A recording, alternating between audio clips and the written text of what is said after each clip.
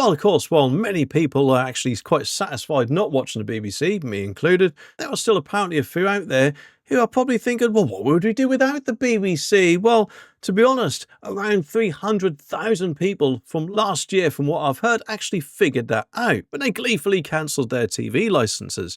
Maybe, they actually got tired of all the crap they often put on the telly, but brace yourselves, because I'm about to tell you the actual true cost of watching good old Auntie Beeb, as I'm sure they'd see it as. And that has actually skyrocketed a casual 73% over the last decade, from around 8 pence back from around about the time of the Brexit referendum to a whopping 14 pence now. Bargain? Well, not exactly. And just to rub that little extra bit of salt into the wound, the licence fee hopped up to £174.50 per household this year because, of course, nothing says thank you for your loyalty like an annual bill that just keeps getting higher and higher while your audience viewing hours shrinks. But don't worry, because your hard-earned cash is being put apparently to excellent use.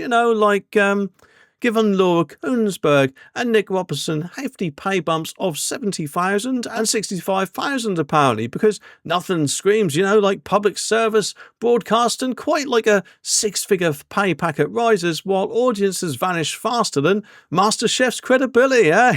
And remember, MasterChef was apparently the crown jewel of cooking competitions. Now it's kind of a bit of a shambles, really, isn't it? With both of its presenters, shall we say, or one of them at least, making dramatic exits. And that is because Greg Wallace recently got the boot over claims of inappropriate behaviour, and John Tarrod's departure followed a rather unpleasant allegation. And thinking about it, actually, speaking of dwindling audiences, only 63% of adults in England could be bothered to tune in over the last year. That's a record low, by the way.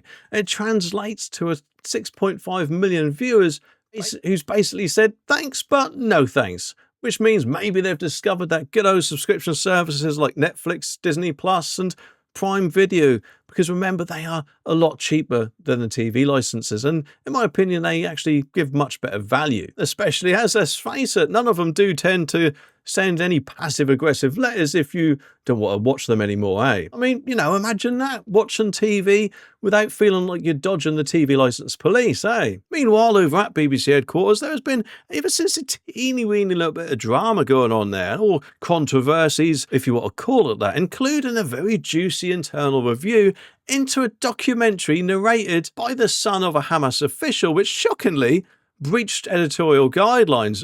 Even the Director General, Tim Davie, had to admit it was a significant failing into the relation of accuracy.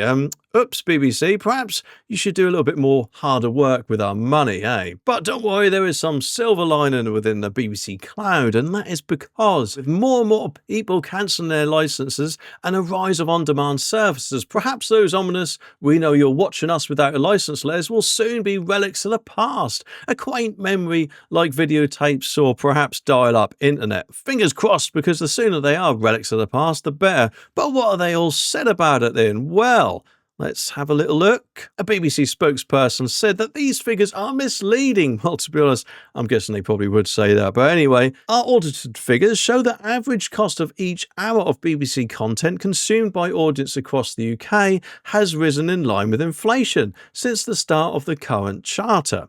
And our audiences are the heart of everything we do, apparently. Well, that certainly makes a change in my opinion. So our prioritising high-impact content to deliver maximum value for licence fee payers. Digital consumption of BBC content has significantly increased this year, with nearly 10% more requests on BBC iPlayer and total time viewing the platform rising to 4.5 billion hours. Well, I don't know about you, but if anything, I think that might be more crap than what's coming out of Keir Starmer's mouth, in my opinion, because that admittedly is very close on who talks more crap. I think the BBC has just edged it this time.